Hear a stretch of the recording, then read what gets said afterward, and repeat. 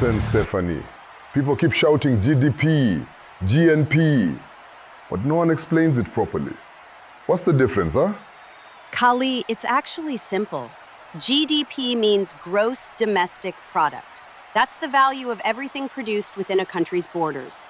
Doesn't matter who owns it. If it's made inside, it's in GDP. And what in the blue hell is GNP, Stephanie? Tell The Rock. GNP means gross national product. That's the value of everything produced by a country's citizens and companies, no matter where in the world they are. It's about who produces it, not where. So, GDP is where, GNP is who. Exactly, big guy. Give us an example, Steph. Okay, take this. An American airline sells tickets in India. That revenue counts in India's GDP because it's earned within India's borders. But it's also part of America's GNP because the airline belongs to Americans. Oh, so GDP equals India gets it because it happened here.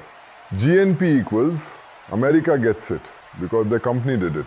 Finally, you jabronis at home understand it now. GDP is where, GNP is who. And if you still don't get it, it doesn't matter what you think. Just remember the airline example.